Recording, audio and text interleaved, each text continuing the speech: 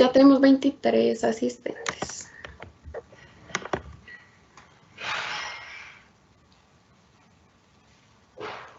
Buenos días a todos, buenos días familia Poli. Les damos las gracias a todas las personas que durante toda esta semana nos han estado acompañando en los eventos de País Invitado México, donde hemos tenido la oportunidad de acercarnos un poco más a la cultura, la economía, gastronomía de este maravilloso país que tiene tanto por enseñarnos. Entonces, hoy, en nuestro último día, tenemos en este espacio un conversatorio muy interesante para toda la comunidad académica en general, estudiantes, docentes, colaboradores. Entonces, la invitación es que hagamos extensiva este evento hacia otros compañeros para que puedan acompañarnos a lo largo de esta sesión y que sea un espacio muy productivo para toda la comunidad académica. Hoy tenemos dos personas que nos van a estar acompañando en el conversatorio que tienen muchas cosas que contarnos al respecto sobre discriminación laboral en personas transgénero y además de esto, la Escuela de Psicología, Talento Humano y Sociedad nos está acompañando para desarrollar el conversatorio de una forma dinámica, donde podamos desarrollar todas las preguntas que ustedes nos planteen durante, por medio del chat. Entonces la invitación es a que estén muy activos, participativos y hagan todas las preguntas relacionadas al tema. En un par de minutos les dejaré en el chat un enlace para que por favor registren su asistencia al evento y que sigan disfrutando en el resto del día de todas las actividades que la ORNI y las áreas académicas han preparado para todos ustedes. Muchas gracias y le doy paso en este momento a la profe Caroline Díaz para que nos cuente un poco más sobre el evento y las personas que nos van a acompañar hoy. Muchas gracias. Muy buenos días para todos. Bienvenido. Gracias por estar con nosotros en este espacio que hemos preparado para ustedes, para compartir un poco más acerca de estas realidades sociales y laborales que estamos viviendo hoy en día. Y quiero darle la bienvenida a nuestros invitados de hoy. Agradecer muchísimo a Dian Romero Guzmán por acompañarnos, por haber aceptado nuestra invitación desde el programa, desde el Poli. Dian, bienvenido. Dian es licenciado en Pedagogía, magíster en Desarrollo Educativo, estudiante de doctorado en Pedagogía. Actualmente, Dian es activista referente a los derechos y la visibilidad de la comunidad trans, es Community Manager de Ellas Trans y de Ellas Trans México, en Ella México. Bienvenido. También damos la bienvenida a nuestra estudiante Mía Victoria Castro. Mía es psicóloga en formación, está certificada en procesos de sexualidad y educación por la Universidad de los Andes, es tecnóloga en mercadeo y activista trans. Mía es una de nuestras estudiantes destacadas y hoy pues ha aceptado también nuestra invitación para unirse a esta actividad que tenemos en el día de hoy. Nos acompaña también la profesora Luisa Fernández Pinal desde el programa, quien nos va a estar acompañando un poco en este conversatorio sobre algunas reflexiones y orientaciones alrededor del tema. Bienvenidos todos y abrimos entonces este espacio con Dian. Dian, ¿cómo estás? Bienvenido otra vez. Hola, buenos días a todos. Espero que me escuchen bien. Antes que nada, pues quiero agradecerles la invitación por estar aquí y también pues por abrir estos espacios de diálogo que creo que son bastante importantes. Muy bien, entonces déjame por favor, voy a empezar a compartir pantalla para tu presentación. Gracias.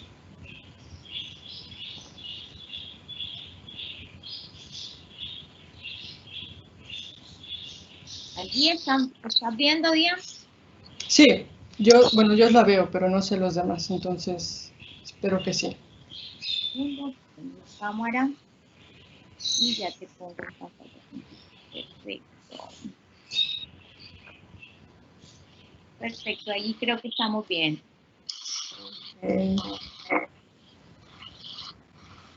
Ok, voy a comenzar. Bueno, pues sabemos que a lo largo de la historia, pues la humanidad bueno, a lo largo de la historia de la humanidad, la sexualidad pues siempre ha sido un tema bastante problemático, ¿no? Llegando algunas veces a encasillarse pues como un tabú. Por ello es que cualquier práctica que desafíe las normas pues establecidas alrededor de lo que es el sexo o la genitalidad, pues está severamente estigmatizada y castigada. Ejemplo de ello, pues somos las personas trans, ya que nuestra propia existencia de alguna forma desafía pues estos roles socioculturales establecidos de lo que es el sexo, el género y la genitalidad, demostrando que existen diferentes formas de lo que es ser hombre, de lo que es ser mujer o de lo que simplemente es pues ser humano. Las personas trans de alguna forma transgredimos esa relación heteronormativa entre genitalidad y género que pone en tela de juicio esos tan arraigados roles de género a través de los cuales pues vamos construyendo nuestra sociedad. Aquí citando un poquito a Foucault, la sexualidad pues resulta también un ejercicio de poder y de saber a través del cual vamos construyendo lo que nosotros consideramos lo que es normal, lo que no lo es, lo que es aceptable o a veces también lo que consideramos como prohibido, para poder de alguna manera tener el control de los cuerpos por medio pues del lenguaje, de la moral, de las leyes, de la cultura o de la educación misma, ¿no? Cambiemos de diapositiva. Entonces dice, entonces pues existe una gran variedad de representaciones pues de lo que es el género, ¿no? De las identidades, de las sexualidades. Sin embargo, toda esta diversidad pues se encuentra altamente marginada debido a esta heteronormatividad. La heteronormatividad pues la voy a definir como aquella forma de organización social que hace que la heterosexualidad reproductiva, el parámetro a partir del cual estamos juzgando, aceptando o condenando pues diferentes prácticas, ¿no? Todo esto se va a ver reflejado en lo que conocemos como transfobia, es decir, ese rechazo, ese odio hacia las personas trans, ya que estas normas biologicistas y binarias de alguna manera impiden dejar de percibir el género como una categoría fija, lo cual incide en la vida cotidiana pues también de las personas trans como una limitante en las múltiples esferas pues de su medio social. Esto se va a convertir o se va a transformar en estos procesos de discriminación que conocemos. Por lo tanto, pues esta discriminación y esta violencia entendemos que tienen su origen en estos prejuicios y estos estereotipos que derivan de la ignorancia respecto a lo que es la sexualidad, lo que es el género, representándose pues en distintas formas, ¿no? Cambiamos también de diapositiva. Y bueno, en México, según la ley federal para prevenir o eliminar la discriminación, entendemos por discriminación, y así lo dice en su página, toda aquella distinción, exclusión, restricción o preferencia que por acción u omisión o intención no sea objetiva, racional ni proporcional y tenga por objeto resultado obstaculizar, restringir, impedir o anular el reconocimiento o el goce del ejercicio de los derechos humanos y libertades. Y aquí es muy chistoso porque en México 7 de cada 10 personas trans pues denuncian que no se respetan sus derechos, ¿no? Y esto es de acuerdo a la encuesta nacional de discriminación que se hace cada año por el INEGI, que es un órgano que hace censos de población. Por otro lado, hay una sociedad que se llama Pride Connection México, que es una sociedad civil que engloba a la comunidad LGBT. Dice que existe una red con más de 120 empresas que busca promover espacios de trabajo inclusivos para la diversidad sexual. Y aquí pues yo me pongo a pensar, pero o sea, realmente es que cuántos de verdad generan pues estas condiciones para una verdadera inclusión o solamente están cumpliendo con una cuota de lo que es la diversidad, ¿no? Para decir, pues sí, somos una empresa inclusiva. ¿Cuáles son, obviamente, pues las consecuencias que esto tiene en la vida de las personas trans, ¿no? Sufrimos discriminación, violencia, implica muchas veces la imposibilidad de poder ejercer plenamente nuestros propios derechos humanos. Cambiemos de diapositiva. Entre estos derechos, pues los más violentados sabemos que se encuentran pues los derechos laborales, ¿no? Y es por ello que es importante de alguna manera proporcionar información sobre este hecho y así poder ampliar la comprensión que se tiene y poder generar pues estrategias que ayuden a solucionar estas problemáticas, ¿no? La discriminación y la exclusión laboral en el caso de la comunidad trans se sustenta, como ya lo dijimos, en una condición de transfobia donde se concibe pues a la persona trans como alguien contrario, como alguien inferior, como alguien anormal a partir de estas creencias o valores que se están sustentando en estos estereotipos negativos que van a promover todo el tiempo la aversión frente a las personas trans, reaccionando con odio, con represión, con marginación. Y ahí puse una imagen de un chico que subió un tuit que dice: cuando pedimos por la inclusión laboral trans no es porque no tenemos la capacidad de trabajar, es porque literal no nos contratan por ser trans, por sus prejuicios, por eso no estamos pidiendo privilegios, solo pedimos que nos den una oportunidad para trabajar, para sobrevivir. Cambiemos de diapositiva.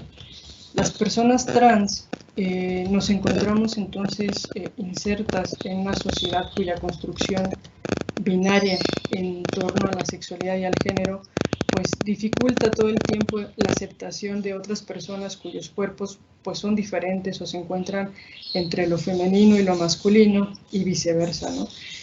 Aún a mediados de los años 90, pues la visibilidad de las personas trans en México particularmente era casi nula.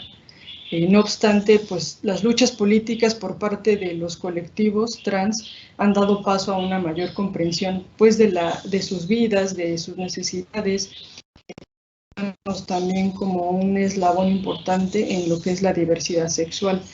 Sin embargo, aún así, en las encuestas sobre discriminación por motivos de orientación sexual e identidad de género, pues revelan otras cosas totalmente distintas, ¿no? Sigue prevaleciendo la discriminación en todos los ámbitos: salud, empleo, educación, justicia, etcétera, ¿no?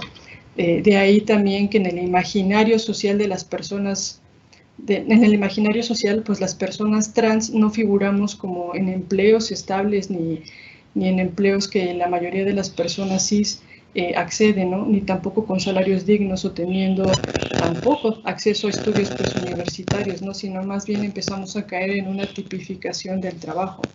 Y ahí puse otra frase que encontré por ahí que dice: por muchos años las personas trans se les ha tipificado a ciertos trabajos como servicios de belleza, en estéticas o aquellas personas que ejercen el trabajo sexual.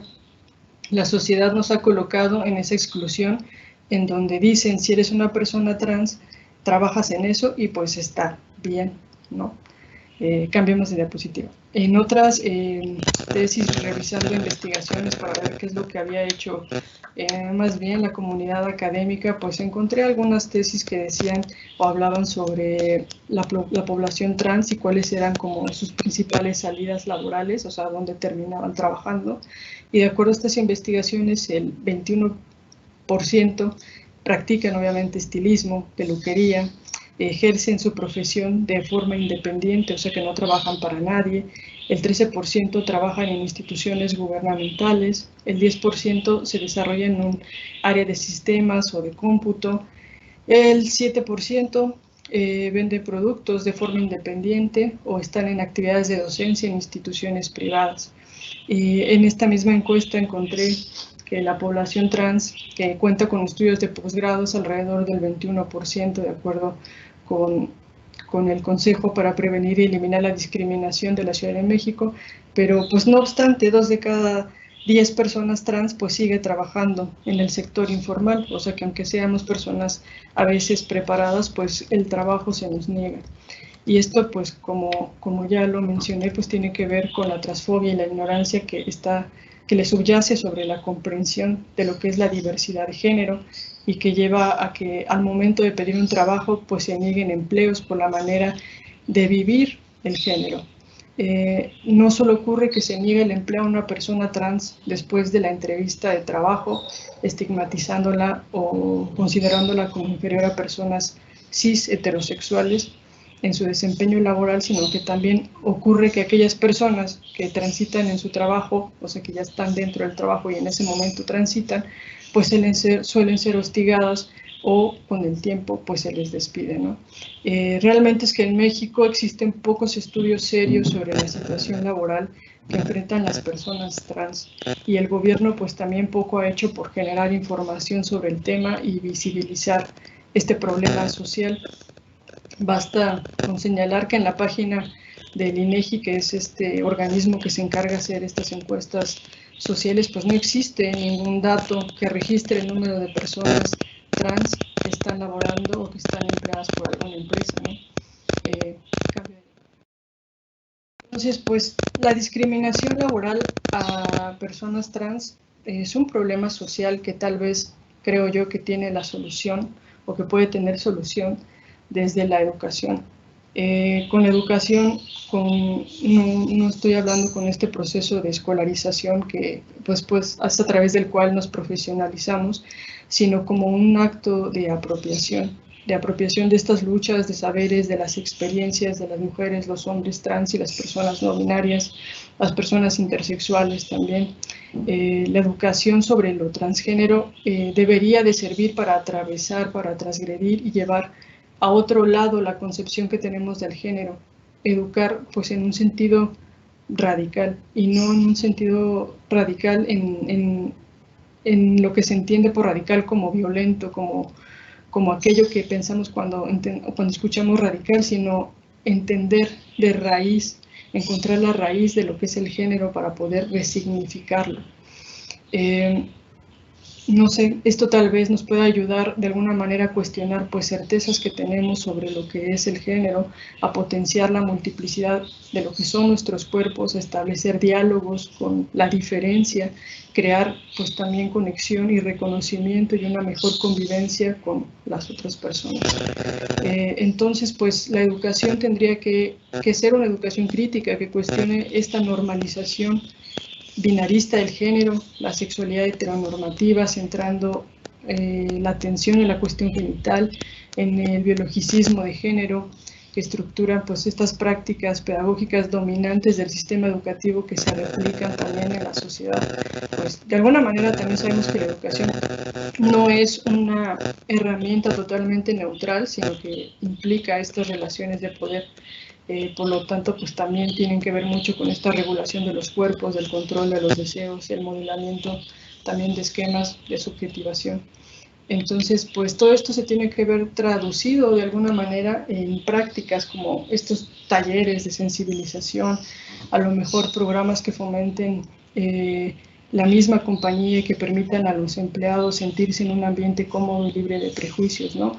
Y obviamente ver por la construcción política de leyes de cupo trans que realmente trabajen de manera seria, ¿no? Y de mi parte, pues hasta ahí lo dejo y lo platicamos más en las preguntas.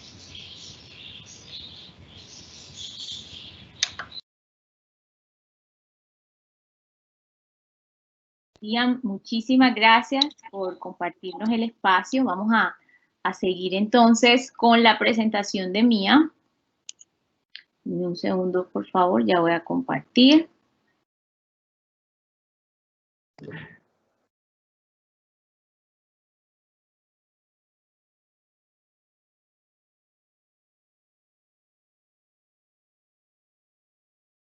Mía, ¿ya estás viendo mi pantalla?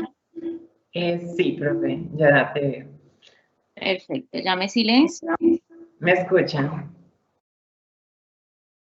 Listo. Sí, yo te escucho súper bien. Dame un segundo, ya pongo pantalla completa. Bueno, me presento, yo soy Mía Victoria Castro, psicóloga en formación. Vemos entonces con la presentación que hizo Dian que realmente en Colombia y en México y en general los países latinos compartimos mucho estas situaciones. Si bien hay ciertas diferencias quizás en estadísticas, en general la situación es compleja. Las realidades trans son complejas en la América Latina como tal. Hablemos entonces de Colombia. ¿Qué pasa en Colombia? Vemos entonces ciertas estadísticas que son bastante alarmantes. Las personas trans somos el grupo al que más se nos vulnera el derecho al trabajo. Ahorita vamos a ahondar un poco más en eso. 92,4% ha experimentado discriminación laboral. Es decir, es una cifra muy grande. O sea, quiere decir de que básicamente de cada 10 personas, solo una persona no la han discriminado en entornos laborales y solo un 5,3 llega a firmar un contrato. Imaginémonos esto, porque pues uno ve como la estadística y no, ay sí, pero imaginémonos esto en una perspectiva real. Imaginémonos la población trans y de todas las personas trans que vivimos en Colombia, solo 5%, o sea, es que 5% es muy poquito. Solo de 10 personas, quizás de pronto una pueda conseguir o firmar un contrato. Sabemos que el trabajo es un derecho y que a partir del trabajo es que las personas obtenemos como los recursos para poder sobrevivir. Entonces imagínate este contexto donde por tu identidad te discriminan y no te contratan. Ahí es donde la persona trans, uno dice, bueno, ¿y cómo voy a sobrevivir?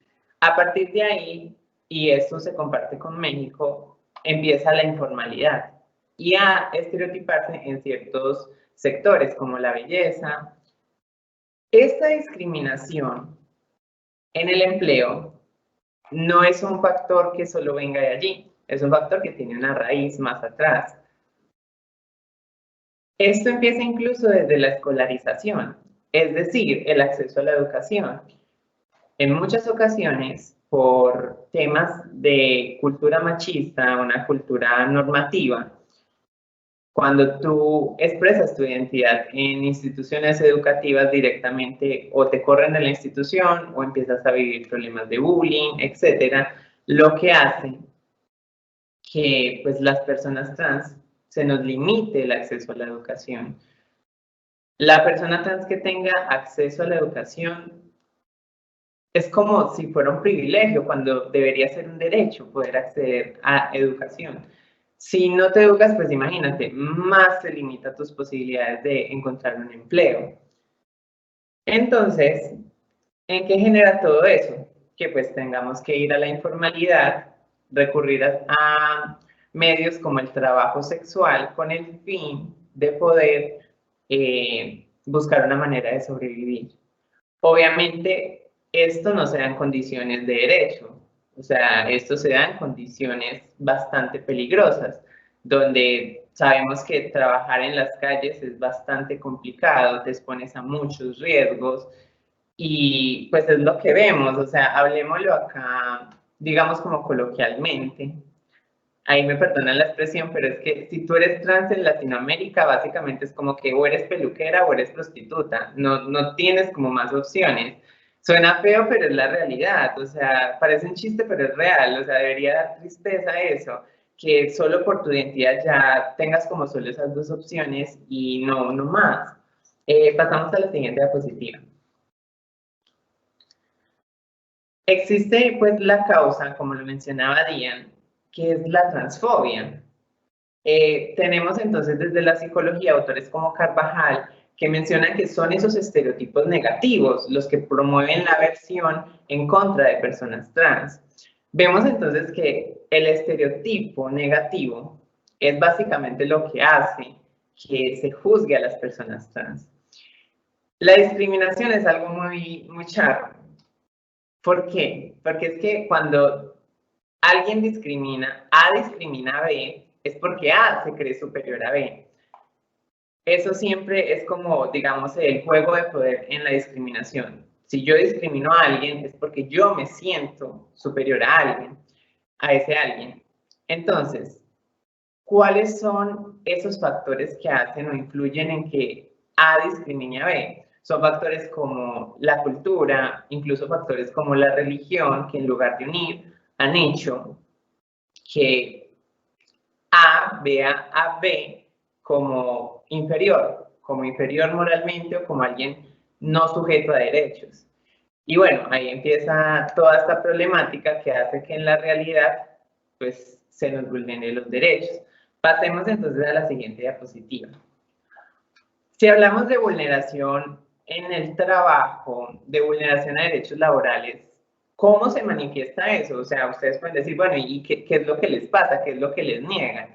Vemos entonces este estudio de Pérez 2017, donde nos expresa estas principales manifestaciones de la exclusión y la discriminación en el trabajo hacia personas trans. El primero, y muy importante, el uso del lenguaje. Cuando no respetan tu identidad, cuando no se refieren a ti correctamente, pues obvio la persona se va a sentir mal, la persona va a sentir rechazo. Entonces, desde el mero uso del lenguaje, de decir, ok, es una persona, es una mujer trans, voy a tratarla como lo que es, como una mujer, voy a tratarla como ella, o es una persona, un chico trans, voy a tratarlo como él, o si quieren neutros. Respetar el uso del lenguaje hacia la persona es bastante importante. Desde algo tan mínimo como eso vemos la discriminación. No se respeta el uso del lenguaje, no se respeta la identidad del otro a través del uso del lenguaje. Los roles sociales estereotipados, ese es bastante fuerte. Como lo decía, o sea, el estereotipo creo que es muy perjudicial. Porque la gente te empieza a ver como un estereotipo y no como una persona. ¿A qué me refiero con eso? Es decir, entonces, tú eres la mujer trans, ay, no, esta es la que me va a peinar divina, esta es la que me va a hacer las uñas. Entonces, ahí estamos viendo a una persona por un estereotipo, más no por lo que la persona es. Y bueno, entonces, obviamente, estos estereotipos pueden llegar a ser muy negativos y perjudiciales, porque es como que resumes toda la vida de una persona y ni siquiera la conoces en solo una condición o en solo su identidad. No, es trans, entonces es eso. Esta persona es gay, entonces tiene que ser así. Y bueno, obviamente eso es una falta de respeto y va a hacer que las personas en el trabajo pues se vayan a sentir incómodas. Autoexclusión. La autoexclusión creo que es bastante compleja. ¿A qué se refiere el término autoexclusión? La autoexclusión es que cuando vivimos en contextos tan discriminantes como los contextos latinos, cuando tú a través de tu vida has vivido tanta discriminación, eso es un efecto psicológico en el cual la persona empieza a negarse oportunidades solo porque este contexto hace que piense que esa discriminación va a seguir así. Demos un ejemplo, que con el ejemplo queda más fácil. Es decir, soy una mujer trans, ay no, yo ni para qué voy a enviar hojas de vida si igual no me van a contratar. ¿Por qué? Pues porque ese contexto, que es lo que más te repite, que no te contratan por ser trans, haces que a la final tú misma te excluyas. La empresa directamente no te está diciendo no te voy a contratar, pero tú misma, como sabes que es un contexto tan discriminante, te niegas la oportunidad tan siquiera de enviar una hoja de vida. ¿Por qué? Porque dices como que, no, pues es que ¿para qué la voy a enviar? O te llaman a una entrevista de trabajo. No, pues yo ¿para qué voy a ir a esa entrevista de trabajo? Si igual me van a decir que no porque soy trans. Imagínense cuán discriminante tiene que ser un contexto para que uno mismo diga como que no voy a ir porque sé que igual me van a rechazar. Entonces, directamente no te están rechazando, puede que incluso la empresa sea regia y te contrate, pero uno se niega esa oportunidad por ese contexto. Eso es un fenómeno psicológico bastante fuerte, el tener que excluirse de esa manera, porque sabes que en general vas a recibir discriminación. Eliminación de procesos de selección. Bueno, aquí sí me quiero detener un poco. ¿Por qué? Porque pues sé que varias personas de quienes estamos acá viendo este conversatorio somos de psicología o estamos formándonos para ser psicólogos. ¿Quiénes son los que manejan normalmente estos procesos de selección? En gran parte de las empresas somos psicólogos quienes estamos en ese rol del proceso de selección de personal. Ustedes que están escuchándome, ustedes en sus futuras labores como psicólogos organizacionales, tenemos que formarnos en esto, porque podemos ser la diferencia, porque podemos ser personas que si tengo al frente alguien que se postula a un cargo y ese alguien es trans, sé los contextos que están pasando, sé que para esa persona vive en contextos discriminantes y sé que un trabajo puede ser la diferencia en su calidad de vida. Entonces, como psicólogos, acá tenemos un impacto muy grande. ¿Por qué? Pues porque somos los encargados de eso. Sería un sueño y es como mi objetivo también de estar acá y de unirme como a todos estos conversatorios, de que en el Poli, quienes estudiamos psicología, no seamos de ese tipo de psicólogos que rechazarían a alguien solo no por su formación académica, sino por quién es. Pues eso es muy triste. Lastimosamente es la realidad. Gran parte de los psicólogos de procesos de selección directamente descartan la hoja de vida solo porque eres trans. La imagen que Dian tenía ahora en la presentación fue brutal, o sea, literal, eres trans, voto tu hoja de vida. Creo que acá del Poli es un objetivo también que debemos trabajar y desde la academia, que todas esas personas que nos estamos formando no seamos parte de ese problema, no seamos aquella persona que rechazó a un candidato solo por ser trans o solo por su identidad. Qué triste eso, tenemos que cambiarlo, porque puede ser la diferencia en cambiarle la calidad de vida a alguien, en cambiar su contexto y en hacer un aporte social. Vamos a la siguiente y acá voy a contar como una experiencia personal. Aplazamiento de la construcción de género. En el trabajo pasa mucho eso. Antes de yo empezar mi proceso de transición, yo trabajaba en una empresa de telecomunicaciones acá en Colombia y básicamente, pues yo no había empezado mi proceso de transición. Al momento de empezar el proceso de transición, empezaron ciertos inconvenientes, ya uno veía cierto rechazo, pues porque obviamente uno se empieza como a dejar crecer el pelo, que usar un poquito de pestaña, pues en mi caso, de pestañina, etcétera, y ya esto no lo es bien visto. Entonces, básicamente te presionan, como que no de una manera directa, pero indirectamente te están diciendo, si continúas con tu proceso de transición, pierdes tu trabajo. A eso se refiere este aplazamiento de la construcción de género, es decir, muchas personas se niegan la oportunidad de hacer su proceso de transición, de afirmar su identidad por miedo a perder el trabajo, porque sabemos que si perdemos el trabajo, pues vienen otras problemáticas. Y por último, la calle como forma de rebusque. Pues al no tener empleo, de algo tenemos que vivir y lastimosamente para las personas trans esas condiciones son me voy para la calle a rebuscar, sea desde la informalidad o sea prostituyéndome. Y pues es bastante triste, de hecho gran parte de la población trans en Colombia recurre a eso, a trabajos sexuales como medio para sobrevivir. Pasemos a la siguiente diapositiva, por favor. Y bueno, dentro de estos estudios encontré este comentario que lo voy a utilizar como introducción para algo más, y es hablar sobre qué es la inclusión y qué es la verdadera inclusión. Dice la persona entrevistada, en muchas organizaciones sí hay inclusión, claro que sí. Lo que pasa es que tristemente las organizaciones también se dividen en dos, ¿no? Entonces hablamos de organizaciones que trabajan con población LGBT y eso es una gran mentira. Hay organizaciones que trabajan con gay directamente. No hay inclusión para otras poblaciones más allá y mucho menos de mujeres transgénero. Esta también es otra realidad que quería tocar. ¿Por qué? Porque muchas empresas hoy día utilizan el eslogan de inclusión, pero lo utilizan más para marketing que porque realmente existan procesos de inclusión dentro de sus procesos internos. ¿Qué sucede? Y volvemos a lo del principio. Las mujeres y las personas trans somos quienes más nos vemos excluidas del mundo laboral. Estas empresas se llaman inclusivas, pero si tú vas a ver, bueno, muéstrame realmente qué tan inclusiva eres. Solo han contratado, por ejemplo, hombres gay. Y estos hombres gay, digamos como que hablemoslo vulgarmente, según este estudio, son hombres a los que no se les nota, hablándolo vulgarmente, ¿cierto?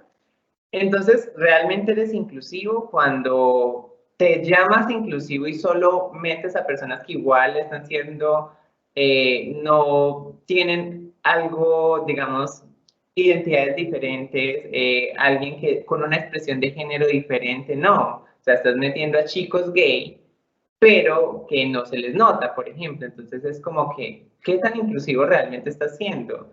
A ver dónde está tu contratación de personas trans, a ver incluso dentro de los mismos chicos gay, ¿cuántos chicos gay con una expresión de género muy femenina tienes?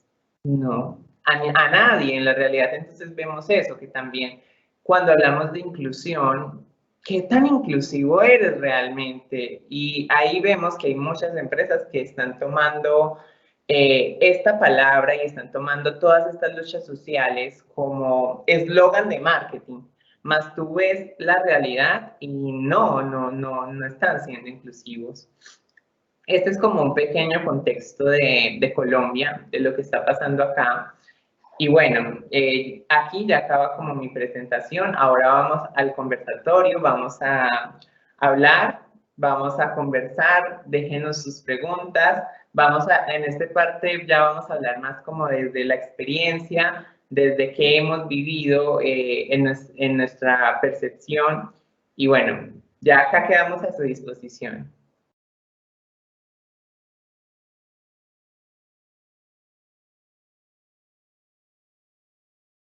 Muy bien, muchísimas gracias Mía y Dian por las presentaciones que nos dan un contexto amplio y también profundo sobre las situaciones que se viven en ambos países frente a la discriminación. Bueno, nos han hecho varias preguntas a través del chat que yo se las podría pues compartir y ustedes nos pueden ambas compartir las respuestas. La primera pregunta es, ¿cuál consideran ustedes que es el paso a seguir que debe construir la sociedad para avanzar en la inclusión? ¿Cuál creen que podría ser?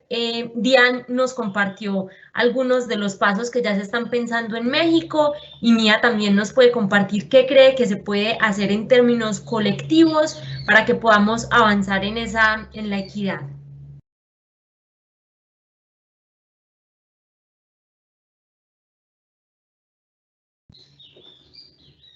Primero, Dian. Como quieran.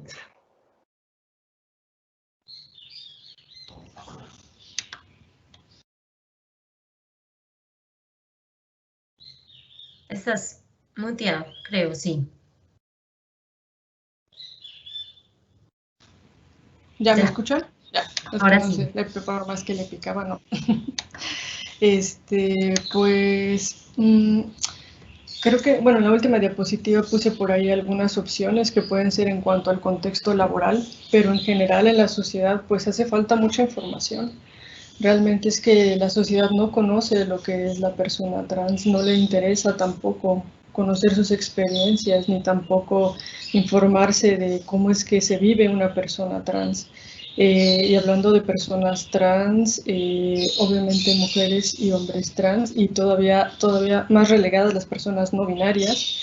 Cuando alguien se acerca y te dice, no, pues soy una persona no binaria, y dice, pues, ¿qué carajos es eso? O sea, como que no les cabe tampoco en la cabeza que una persona puede elegir no identificarse con ninguno de los dos géneros.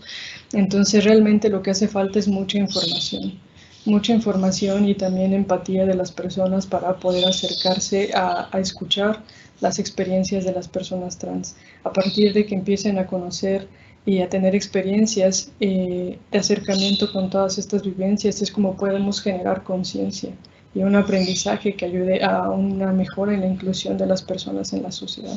Entonces, de ahí se pueden entonces sí trabajar en cuestiones específicas como lo que yo ponía, ¿no? O sea, leyes que tengan que ver con cobijar a la comunidad, sobre todo trans, en cuestiones laborales, dar talleres de sensibilización en los espacios para que las personas puedan identificarse o puedan ir conociendo poco a poco desde los conceptos más básicos como lo que es identidad, lo que es género, lo que es orientación sexual, lo que es genitalidad, etcétera, etcétera, ¿no? Cosas tan básicas que a lo mejor a veces damos por hecho que las personas saben, pero la realidad es que no.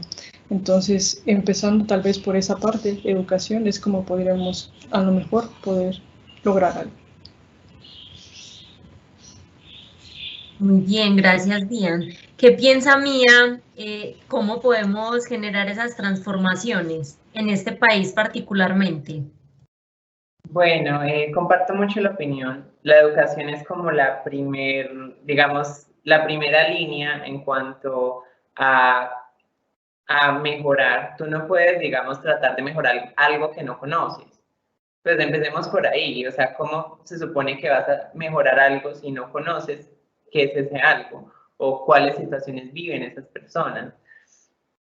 Empezando de la educación, y considero que espacios como estos, espacios donde estemos abiertos al debate, donde espacios académicos, donde diferenciemos eso, es triste, pero es real. O sea, en estos momentos hay personas que tú les dices qué es sexualidad, qué es sexo o qué es género y no saben. No saben, creen que sexo es lo mismo que género o que sexo es lo mismo que sexualidad y es como que, ¿qué pasa? Que no sabemos. Desde varios estudios que se han hecho a nivel de Colombia, se ha identificado que esto ocurre pues, precisamente por la falta de educación.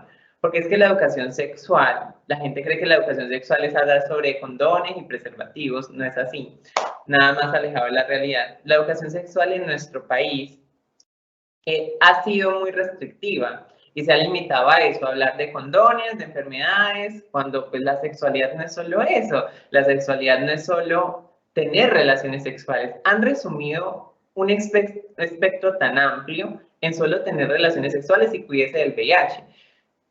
Y es como que no, o sea, tenemos que hablar de educación sexual y educación sexual desde un enfoque de promover ¿qué? Promover las identidades, promover que la sexualidad tiene que ver con los roles de género que causan y afectan incluso el proyecto de vida de alguien, algo tan sencillo. La gente cree que es que la sexualidad es solo cuestión de cama, pero no, tan sencillo como que voy a escoger esta carrera, pues porque es la carrera, digamos, soy mujer, quiero escoger una carrera militar, pero es que soy mujer, entonces no me dejan.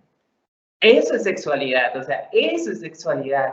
Y no lo percibimos así. Entonces, desde la educación, todo el esquema de educación restrictivo que nos ha dado este país y en general los países latinoamericanos tiene que reestructurarse. Y tenemos que hablar de un enfoque que promueva la sexualidad, viendo la sexualidad no como relaciones sexuales, sino la sexualidad como un aspecto de nuestra identidad. De ahí lo importante que nosotros como psicólogos también nos formemos en eso. Y bueno, a partir de la educación tú cambias tu manera de pensar. A partir de la educación las personas se abren más. Porque si yo tenía una perspectiva así, ¿cierto? Ya voy a ver otras realidades, entonces mi perspectiva cambia. Obviamente esto es un proceso. Todos, incluso uno mismo, todos los días tienen que cuestionarse como muchas cosas que tenemos tan interiorizadas y uno se empieza a cuestionar. Obviamente esto es poco a poco, pues uno tampoco puede pretender como que ya cambiaste por este conversatorio y no, pero si tú te cuestionas y por pocas, digamos, empiezas a hacer acciones pequeñitas, a cuestionarte, a todos los días pensar realmente cómo puedo mejorar esto, realmente abrirse como a toda esta información, pues ya empiezas a generar un cambio, porque ya cuando tú escuchas a tus amigos decir, ay, no, es que esa es una marica frustrada, o ay, no, es que, pues estoy acá como hablando así como lo que se ve en la realidad, ay, no, es que eso es un hombre con peluca, tú vas a decir, qué pena, o sea, no, es una persona trans, debes respetarla. Entonces, es como eso, desde la educación es lo principal. Muy bien. Digamos que el punto en común es que insisten en que es la educación el principal vehículo de transformación de esas barreras, de las desigualdades que vive la comunidad. Hay otras preguntas que, digamos, van un poco más orientadas a su experiencia particular. Ambas han mencionado generar espacios como estos donde son las personas que viven la discriminación, que hablen sobre cuáles son las posibilidades, cómo se sienten incluidos, incluidas en los espacios laborales, educativos y general, son espacios valiosos. No obstante, hay varias preguntas que puntualmente, digamos, quieren explorar por la experiencia particular que ustedes han tenido en su formación profesional, universitaria o posgradual. Cómo en esas prácticas cotidianas, ¿cierto? No necesariamente en las clases de sexualidad o en estos conversatorios donde el tema es el centro, pues la inclusión o la diversidad, sino en la relación con los compañeros, compañeras, docentes, cómo ha sido su experiencia en términos de inclusión o de exclusión y cuáles consideran que son las prácticas concretas que podrían transformarse para que avancemos en un proceso de inclusión cada vez más real. A partir de su experiencia, ¿cuáles creen que han sido prácticas que hablan de inclusión y cuáles, por el contrario, han sido experiencias que nos señalan hay que seguir avanzando en esa transformación?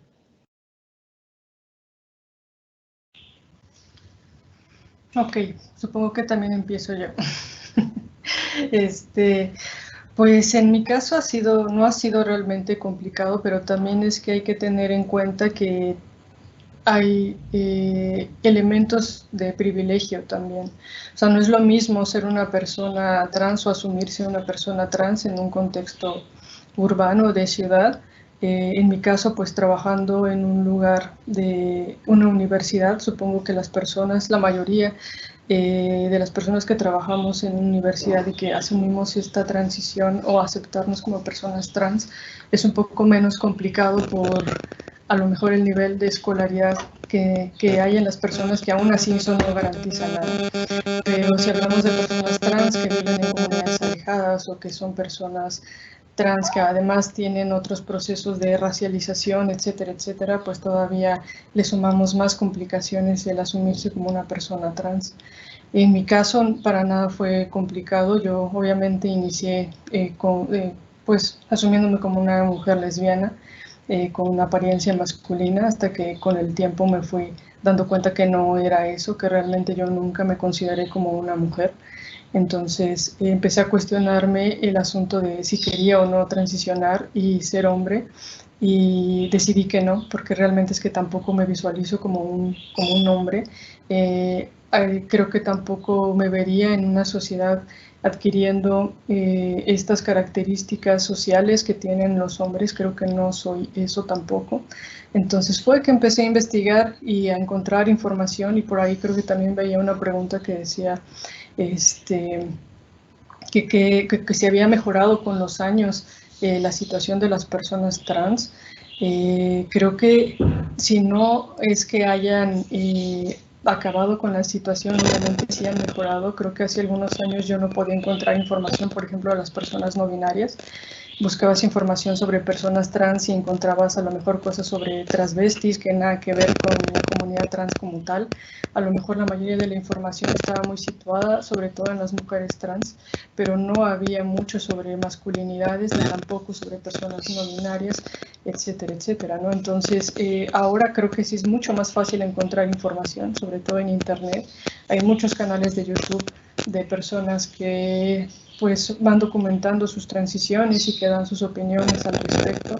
Entonces, a partir de ahí es que yo también me empecé a dar cuenta que yo no era ni una cosa ni la otra, y me asumí como una persona no binaria, trans no binaria. Y también hay que empezar a informar sobre esa situación de las personas no binarias, porque muchas personas de la misma comunidad trans no saben que pertenecen a la comunidad trans.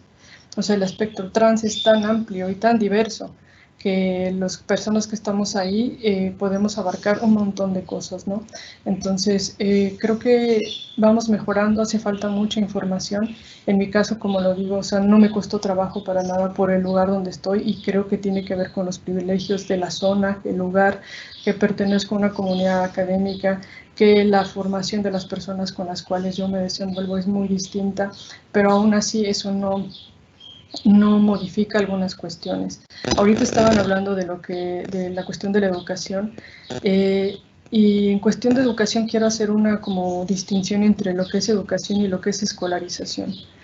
O sea, el proceso escolar como tal, el proceso curricular y toda la información que se puede vertir ahí sobre la educación sexual es importante y sí tiene que haber modificaciones a nivel curricular para que los jóvenes y los niños empiecen a modificar su pensamiento alrededor de la sexualidad. Por eso es tan importante también esta cuestión del PIN parental que ahora traen por todos lados, donde los papás pueden agarrar y decidir si sus hijos pueden o no acceder a esta información sexual. Y otra cosa es la educación. La educación es un acto de apropiación, de apropiarse de todas aquellas cosas que nos configuran como personas. Entonces va más allá del mismo proceso escolar. Creo que a veces el proceso escolar se queda muy corto y no proporciona el nivel de educación necesario. Entonces hay que modificar también ahí hasta las formas en que como docentes trabajamos con nuestros propios grupos. El hecho de que llegamos a un salón y asumimos a veces que todos son hombres o son mujeres y decimos, no, pues fulanitos, preguntamos, oye, ¿quieres que te nombre de alguna forma?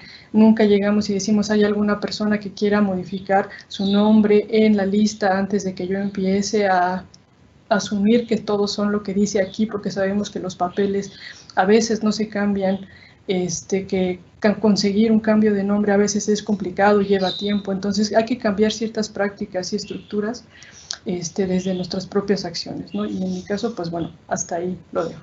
Le doy la palabra a Mía. Bueno, acá pues, digamos, en mi proceso de transición, lo más complicado fue la parte laboral, sinceramente. Y bueno, acá también comparto esa idea de que todo es también cuestión de privilegios. No es lo mismo tú hacer un proceso de transición cuando tienes el apoyo de tu familia, cuando tienes una red de apoyo fuerte de personas que están ahí contigo, a decir, voy a hacer un proceso de transición y no tener el apoyo de tu familia, tener rechazo, que no sé, que te echen de la casa. O sea, son realidades bastante fuertes. Entonces, en mi caso, pues conté con el apoyo, una red de apoyo fuerte de amigos, de familia, que siempre estuvieron ahí. Lo más complicado sí fue la parte laboral, porque pues era como que si hago mi proceso, pues me quedo sin empleo y pues ya qué voy a ponerme a hacer. Y bueno, entonces eso fue como lo más complicado. Ya a nivel de educación, acá hablando de una experiencia personal, antes de hacer mi proceso de transición, yo hice pues toda mi formación hasta la tecnología en mercadeo. Ya luego, cuando empecé mi proceso de transición, que también quedé sin, digamos, recursos económicos porque pues no tenía trabajo. Entonces tuve que parar mi proceso de educación en la universidad. Ahí entonces empiezan como otras cuestiones de que, por ejemplo, en mi caso, yo decía, pues es que yo quiero ir a la universidad, pero como uno sabe que quizás también puede haber tanta discriminación, hablamos otra vez de autoexclusión, entonces uno empieza como a decir, no, no voy a entrar este año a la universidad porque es que quizás no me he operado los senos, no, no voy a entrar a estudiar porque pues siento que todavía debo, por ejemplo, dejarme crecer el cabello. Entonces, son cuestiones que el mismo contexto genera que pues, uno tienda a autoexcluirse de ciertas cosas, también por inseguridad, porque sabes que son contextos donde las personas no se han educado, donde no conocemos, y pues es maluco que cuando tú estás en un proceso de transición, digamos, por ejemplo, tú llegues y literal te traten como no deben, pues obvio, eso te afecta, porque si pasa una vez, ok, pero si pasa 2 veces o 3 veces, lo mismo que mencionaba Diane, si no has cambiado tus papeles, por ejemplo, la cédula, entonces, pues hombre, que en cada lista, cada que te llamen a clase, digan el nombre que te asignaron al nacer y no tu nombre, pues uno es como que... Entonces, ¿qué pasa? Muchas personas, o por ejemplo en mi caso, ¿yo qué hice? Primero, pues hice todo mi proceso en cuanto a hacerme mis operaciones, a cambiar todo, a gestionar todos mis papeles. Ya luego en ese punto yo dije, ok, me siento con la suficiente seguridad para ir a una universidad. Y pues entré al poli y pues en el poli realmente todo ha sido genial, nunca he sentido como exclusión pues en cuanto a eso. Sin embargo, entiendo, y esto es otra cosa que pasa mucho, por desconocimiento también, que hay algo que se llama passing. ¿Qué es el passing? Es decir, entre tú más pases como una mujer cisgénero, es decir, entre tú más pases como una mujer cisgénero, más te aceptan. Entonces, aquellas personas que quizás conservamos ciertos rasgos, como quizás una voz o ciertos rasgos de nuestro sexo biológico, pues a esas personas se les suele discriminar más. Es un problema bastante complejo, porque entonces, por un lado, aceptamos a aquellas personas trans que, pues, digamos, cumplen como los estereotipos físicos, como con todos esos estereotipos, esos cánones de belleza, ¿cierto? Entonces, si es la mujer trans, si es la mujer divina, delgada, espectacular, entonces a ella la acepto, pero a la persona que vive en mi contexto, a la chica peluquera de la esquina, la rechazo y digo que es un maricón. Entonces, me hago entender con esto, es como que no, o sea, eso es una doble moral muy grande. Si tú vas a aceptar a las personas, tú aceptas a las personas, independiente de si cumple o no con ciertos cánones o estereotipos de belleza que hay en la sociedad.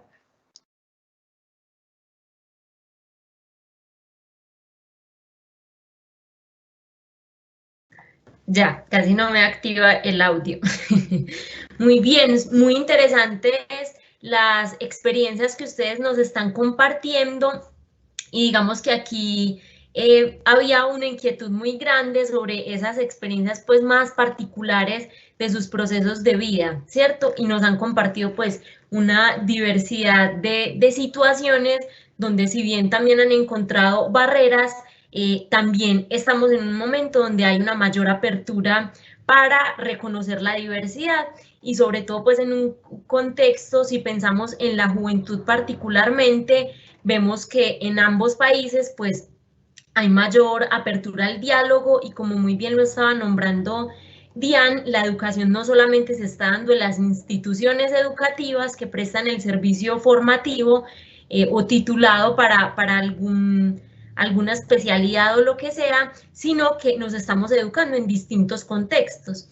Y aquí nos dice Lucas concretamente que considera que en los procesos de selección, como se había mencionado y Mía lo había indicado, es importante sensibilizar y también educar a los psicólogos y psicólogas frente a la diversidad y cómo estas barreras pueden ocurrir en un proceso de selección, pero él concretamente dice que es muy importante también pensar en líderes de área, que son finalmente pues quienes permiten o no avanzar en procesos de selección, que allí se pueden encontrar de diversas profesiones.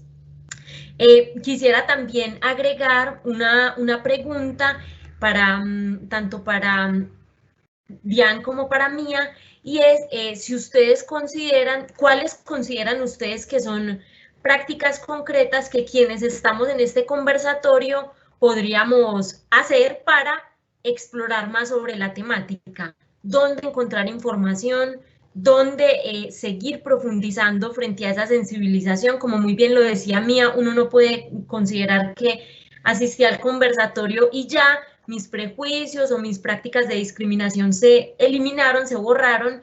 ¿Qué creen ustedes que las personas pueden hacer para seguir en ese proceso educativo que es un poco más autónomo y no solamente pues parte de las instituciones? ¿Qué creen que podrían recomendarnos?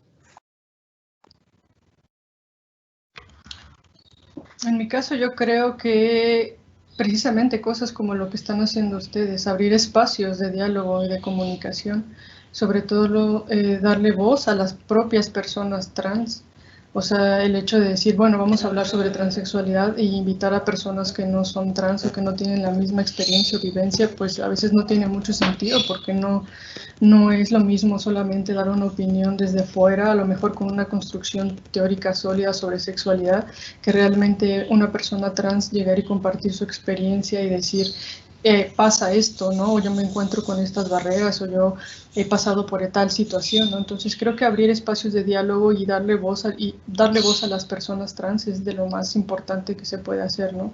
Esa es una. Y la otra, pues realmente cambiar a lo mejor un poquito el chip que tenemos en la cabeza y no asumir que cuando convivimos con personas todas son caben en esta heteronormatividad que conocemos y a la cual estamos tan acostumbrados, ¿no? Si llego a un lugar y empiezo a trabajar con personas, pues antes de asumir que es o no es mujer, pues ¿sabes qué? ¿Cómo quieres que me dirija a ti? Una pregunta tan simple puede hacer un cambio muy radical para una persona que es trans. O sea, el hecho de que tú llegues y le preguntes, oye, ¿cómo quieres que te nombre? Eso ya va a hacer que su proceso de inclusión sea muy distinto y empiezas a modificar también la forma en que las personas que están ahí rodeando cambien también su manera de ver las cosas. Si la otra persona no consideraba que ella era trans y tú ya le diste la oportunidad de decir que quieren que lo nombren como X o como Y, pues entonces va a haber un cambio. Si no, si nosotros seguimos actuando de la misma manera que siempre, asumiendo que todos somos parte de esa heteronormatividad, entonces las cosas no van a cambiar.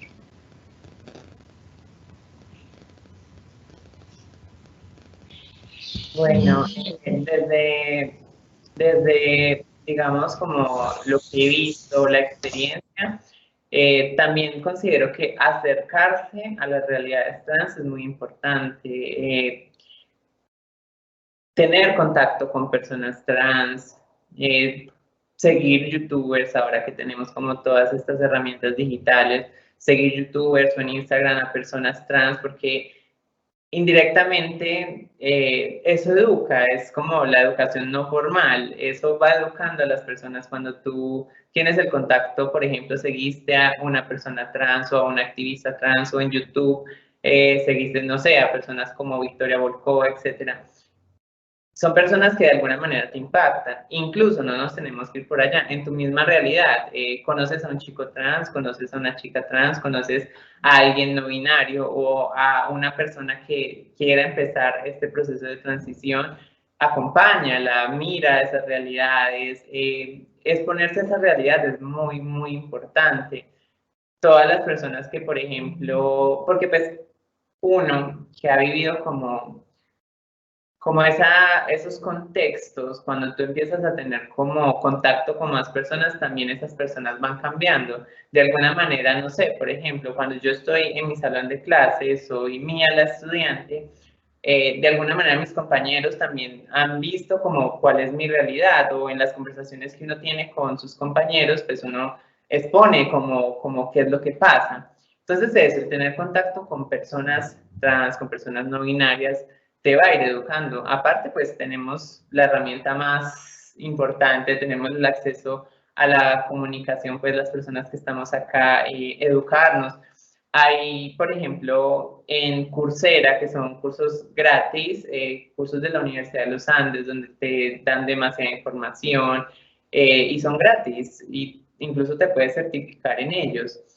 Entonces son acciones que uno puede hacer, como decía Diane, no asumir que entonces tú eres hombre o mujer, preguntar cómo quieres que te llame. Si alguna persona trans no ha hecho su cambio de tarjeta, pues de cédula o de identidad en sus papeles, pues respetemos esa identidad. Ok, tu papel puede, o sea, tu cédula puede decir tal cosa, pero yo te voy a llamar como tú te identificas, porque es como esa acción de respeto al otro. El ejemplo es como muy importante. El ejemplo es uno de los, o sea, Vygotsky lo decía, o sea, es como este factor social. El ejemplo siempre va a hacer que cambie. Acá, acá como una experiencia que permite visualizar eso. Cuando recién llegué al barrio del Alcázar en Medellín, los carniceros, pues, en la carnicería del barrio, pues ellos me veían y ellos eran como que no sabían cómo referirse a mí. Entonces el carnicero, él trataba como ni siquiera de decirme él o ella, sino que, vea, aquí está la carne y pues como así, como si nada. Un día fui a la carnicería y estaba un profesor, estaba un señor que era docente, era un profesor que vivía en el barrio. Y entonces el profesor me dijo, se ve muy bonita con este vestido. sea, cuando él dijo se ve muy bonita y pues el carnicero escuchó eso, ya el carnicero dijo, ah, ok, me tengo que referir a ella. Y a partir de ese día, cada que yo iba a comprar la carne vacía, el carnicero siempre decía como que, hola, mija, ¿cómo está? O sea, me hago entender, con acciones tan sencillas como eso, como uno decirle a un amigo, no, no te refieras a esa persona así, sino que es una persona trans, es una persona no binaria, no asumas eso, pues mira, como una pequeña acción de afirmar a alguien puede cambiar un contexto. Porque en muchos casos las personas, y por ejemplo como este señor en particular, que es un señor de edad, ni siquiera lo hacen por discriminación, es a veces también como por desconocimiento. Obviamente tú al señor carnicero de la esquina no vas a llegar a darle un conversatorio de mira, esto es, pues porque es más complejo, pero mira cómo la acción de una sola persona, alguien que tenía un poco más de educación pues en cuanto a estos temas, hizo que todo cambiara. Entonces, esas acciones mínimas son bastante importantes.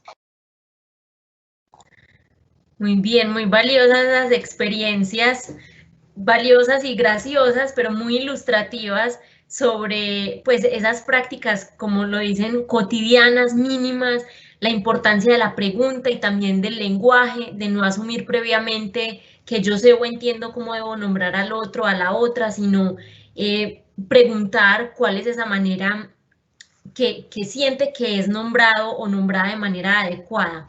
Entonces, muy interesantes esas experiencias que nos comparten. Y Priscila justamente también se refiere a eso, es una asistente a nuestro conversatorio y nos pregunta, pues ahí han señalado que las preguntas, preguntarle al otro, a la otra es muy importante, pero también sabemos que hay formas quizás inadecuadas de preguntar o maneras un poco más adecuadas, ¿cierto?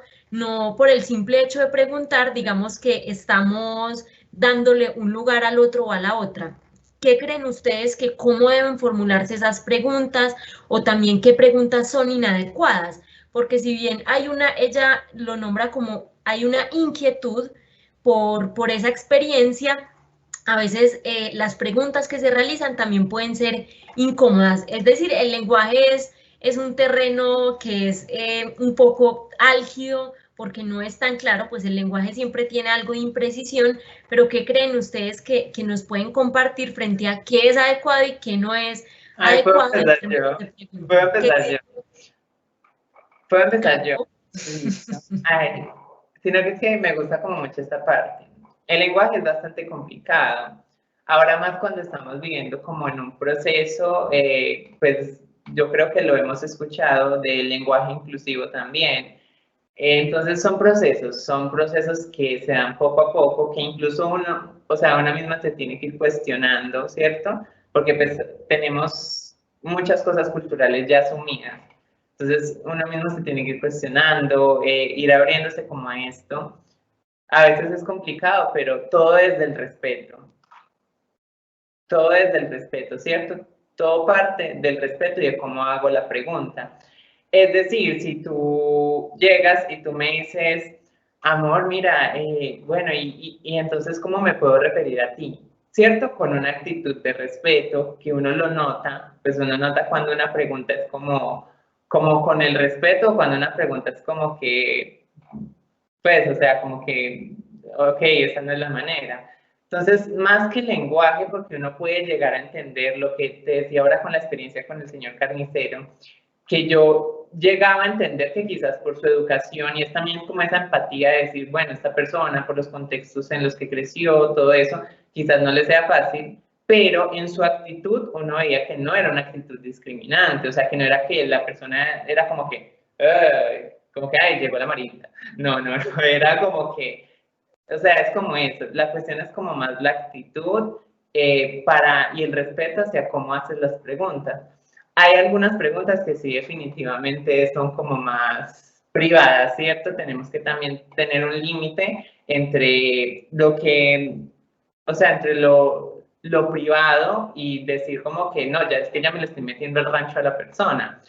Porque hay preguntas que definitivamente es como que tú no vas a llegar a preguntar, como, ay, es que ya te operaste, ya te lo quitaste. Y no como que, perdón, yo de dónde te conozco, como para que tú me estés preguntando eso. ¿Me entiendes? Son como preguntas ya un ámbito privado y pues obviamente tu vida privada tú la compartes con las personas con las que tienes confianza. Entonces, este tipo de preguntas pues se hacen en un ámbito ya de confianza, cuando la persona te ha abierto un espacio como a su intimidad. Pero si tú no tienes una confianza con una persona, pues hombre, no te vas a poner a preguntar, ¿ya te operaste? ¿Cuándo te operaste? ¿Qué te hiciste? ¿Usted qué es lo que tiene allá abajo?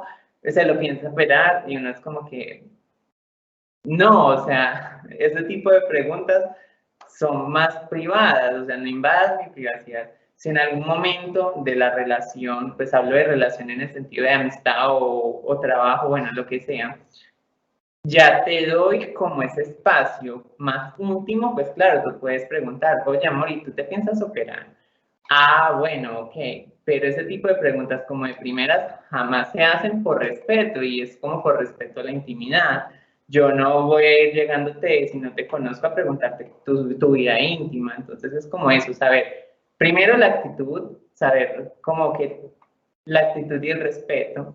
Y segundo, pues saber qué cuestiones son más íntimas y por esas cuestiones íntimas yo no voy a preguntar de primero. Muy bien, genial, muy clara esa respuesta mía. ¿Qué piensa Diana?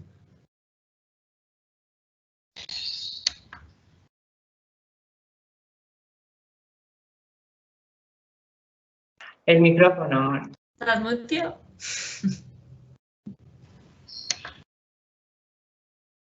No. Ya. Inicialmente creo que, bueno, sí es importante la cuestión del lenguaje. Se ha traído como mucho tema con esta onda del lenguaje inclusivo, que se modifica la estructura del lenguaje, que porque terminan con E, que está mal, que la Real Academia Española del Lenguaje que dice que eso se escucha feo, etcétera, etcétera, ¿no? Pero realmente es que es muy cierto que lo que no se nombra no existe, ¿no? Entonces, si no damos cabida a que existen otras formas de ser humano, entonces jamás vamos a poder transmitir eso, que somos diferentes, que no nos identificamos ni con la A ni con la O, entonces todes, punto, ¿no?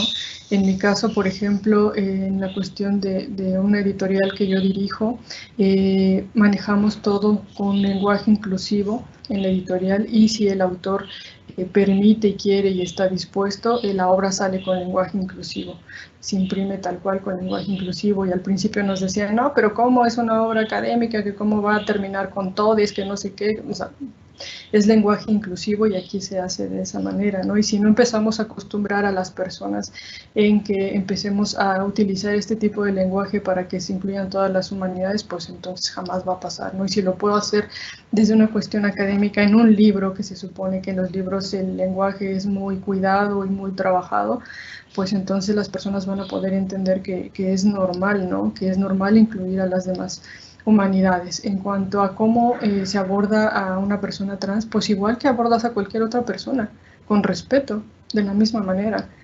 Preguntas cómo quieres que se te nombre, de manera amable. Y entonces a partir de ahí, pues sí, utilizar sus pronombres que haya elegido, ¿no? La otra cosa es pues también, si sabes que una persona es trans y esa persona no ha decidido decirle a los demás que su condición es de trans, pues tampoco lo digas tú sin su permiso, ¿no?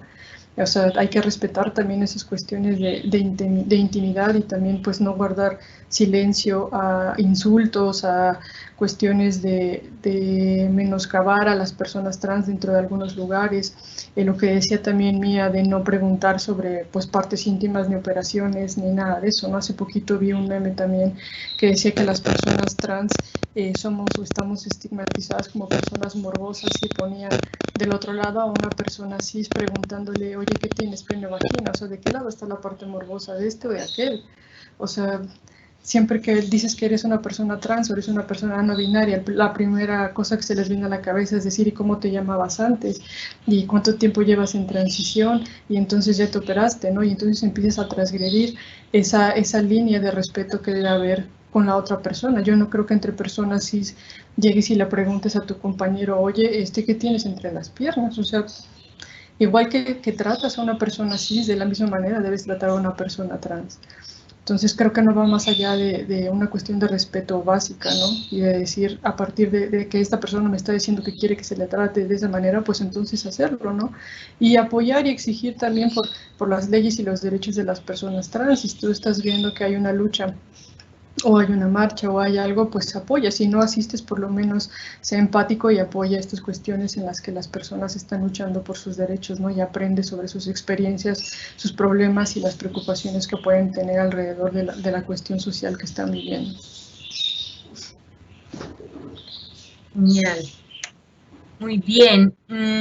Pues yo creo que nos ha quedado profundamente claro que digamos que la transformación de esas desigualdades es una responsabilidad no solamente de las personas que que no son cisgénero, sino de la sociedad en general, de las instituciones, y cómo tenemos también la obligación de mantener la educación frente a la temática como un asunto constante, no dar nunca por sentado que ya conozco, que ya sé, que no realizo esas prácticas, porque eso es una manera también de negarme la posibilidad de identificarlo cuando efectivamente ocurre.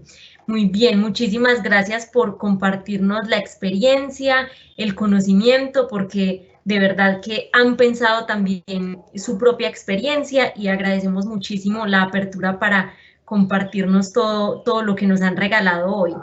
Muy bien, Caro, no sé qué más quieras compartir.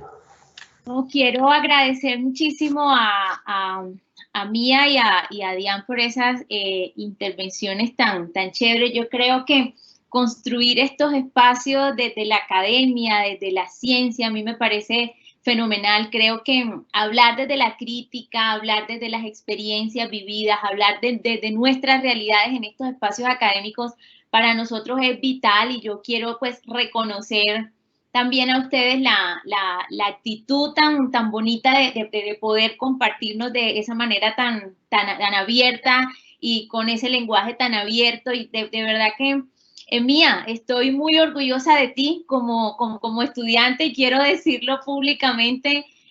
Mía fue la que hizo posible esto y fue quien contactó a Dian. Dian, gracias de verdad por abrirte también a estos espacios y por esa disposición tan chévere para poder compartirnos desde tu experiencia y lo que has vivido. Quisiera que Dian diga como unas palabras de cierre, y Mía también, para ya poder dar por terminada la actividad.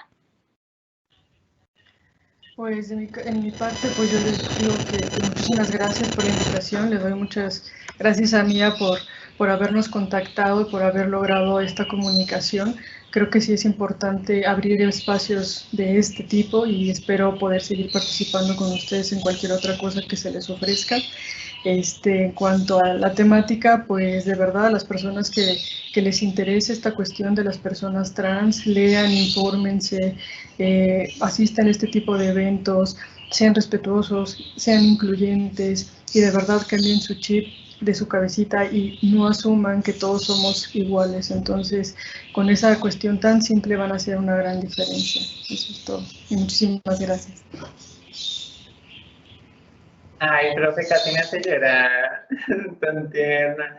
No, pues, supremamente agradecida con Dian por toda su disposición, por permitir también este espacio.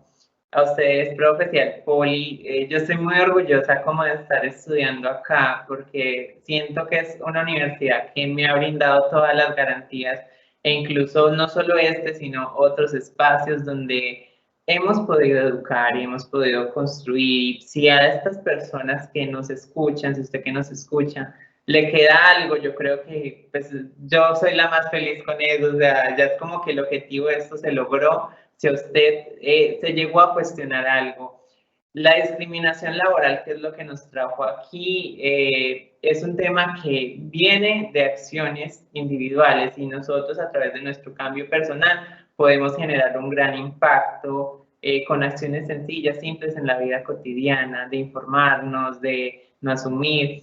Y bueno, continuar haciendo estos espacios es muy importante, desde la academia, desde lo cotidiano, desde nosotros como personas y como profesionales.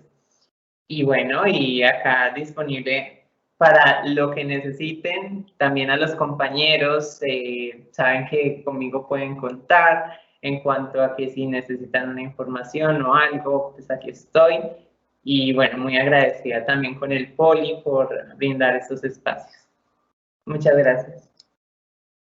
Muchas gracias a ustedes también. Lu, ¿quieres decir unas palabras de cierre también? Y ya nos vamos. Estoy despidiéndome más que...